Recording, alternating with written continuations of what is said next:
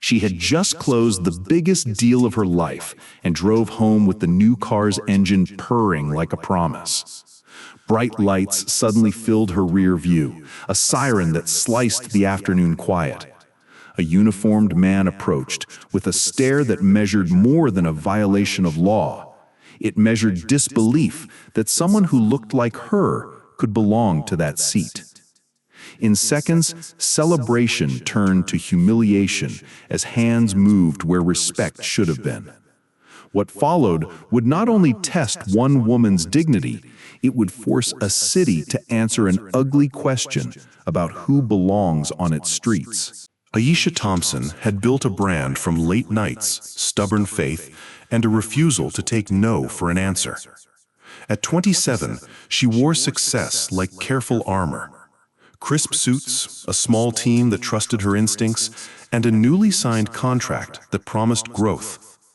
The Bentley gleamed, not as a boast, but as a symbol of long, unpaid effort finally arriving in daylight. Driving through downtown that Saturday, she planned nothing more than a quiet coffee and a call to her mother to share the news. The neighborhood was familiar. The bakery at the corner, the row of boutique stores, a park where families moved in slow, ordinary rhythms. Then a police cruiser materialized behind her, blue and red flashing without warning. The officer who stepped out moved with a deliberate, assessing pace.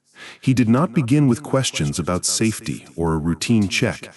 Instead, his body language carried an assumption that this car could not belong to her, that ownership was incompatible with her presence. Pedestrians felt the shift, phones lifted, conversations paused. For Aisha, the moment cracked something older than the traffic stop. It touched on a lifetime of being sized up, of having competence questioned at intersections and meetings, of small indignities stitched into daily life. Still, she kept her composure, hands visible on the wheel, documents ready in the glove compartment to prove what was already true.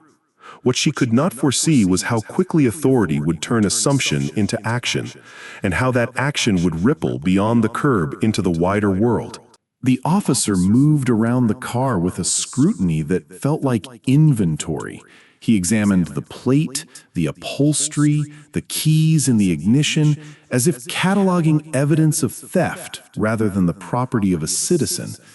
A cluster of onlookers formed, some out of curiosity, others because instinct nudged them toward bearing witness. A merchant from the bakery clasped his hands at his chest. A teenager raised a phone, not yet sure if recording would be enough to change what was happening. Aisha produced registration and insurance without hesitation, the papers folded clean, the signatures steady.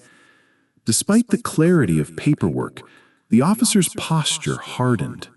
He declared a suspicion without the formalities that anchor lawful procedures. The language of doubt became motion, hands that thumbed through documents with a condescending efficiency, an instruction to step out of the vehicle that carried the weight of presumption rather than explanation. Confusion bloomed into alarm as wrists were guided behind a back, metal clicking in a sound that swallowed the midday light. The crowd sharpened. Cameras captured the tableau, a woman in a designer dress treated like a suspect. A police cruiser idling as authority flexed without cause. Murmurs rose, then a more urgent noise. The rapid taps of fingers on screens, voices describing what they saw to distant friends. The recording spread. Clips crossed neighborhoods, sliding into feeds where strangers watched with rising disbelief. For Aisha, the moment became a private collapse and a public spectacle all at once. Humiliation folding into a profound ancestral ache of being judged by color before character. Inside the cruiser, voices moved through procedural phrases, but those phrases could not mask the raw edge of bias that had set the scene. The officer's decisions, whether born of personal prejudice or institutional habit, now rode on the circuit of social media. Viewers pieced time into narrative. The stop, the automatic escalation, the handcuffs. Comments multiplied, and with each share, the incident stepped out of its small intersection and into a larger story about who is presumed guilty, who is granted dignity, and what happens when the tools of power are wielded on prejudice's faint authorization.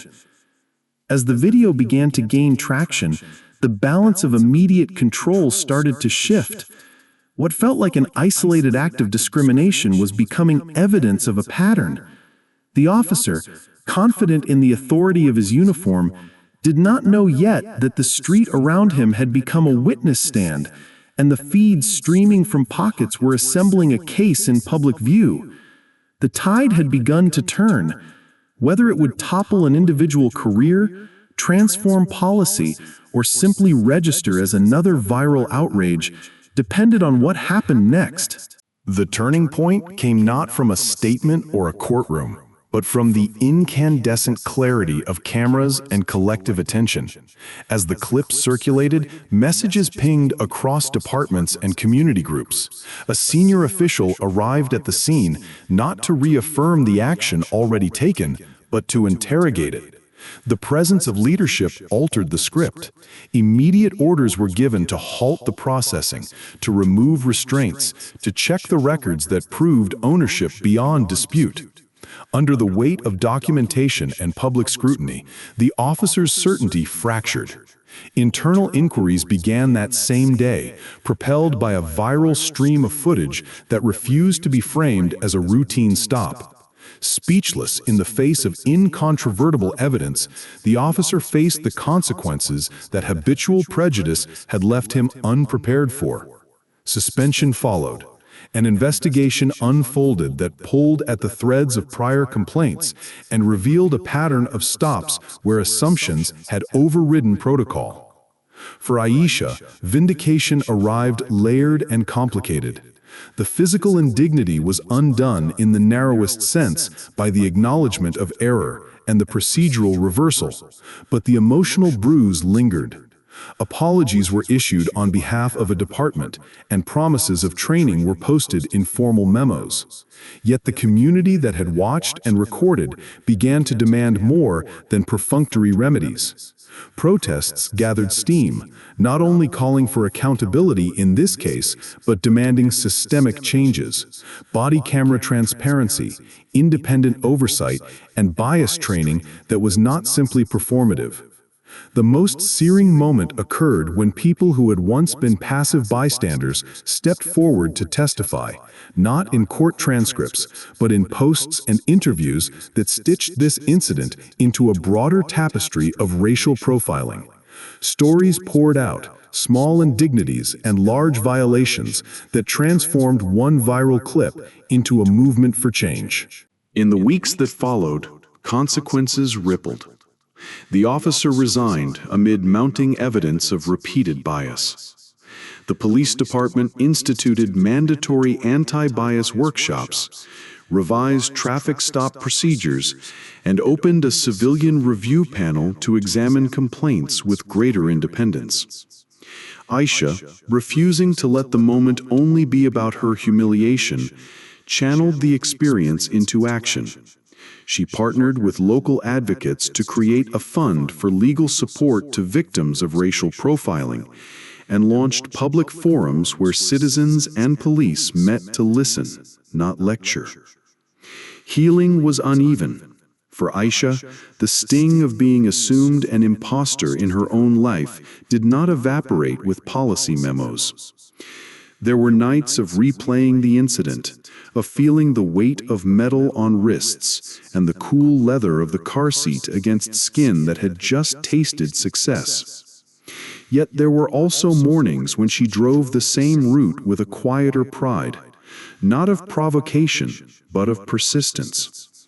The city, too, changed in small but measurable ways: dashcam deployments, clearer accountability measures, and a civic willingness to document and correct. The story became a touchstone, invoked in city halls and online fora whenever questions of authority and race surfaced. It demonstrated that a single recorded injustice could catalyze broader reflection and institutional shifts. But it also made clear the limits of one victory. Bias is not expelled by one resignation, nor is trust restored by one press conference. The real work, the slow, often unseen labor of changing attitudes, updating training, and ensuring that every stop is grounded in real cause, stretched ahead. And so the final question hung in the air, not as a tidy ending, but as an urgent challenge. How many more lives will be rewritten by assumptions before systems are remade to protect dignity first, suspicion last?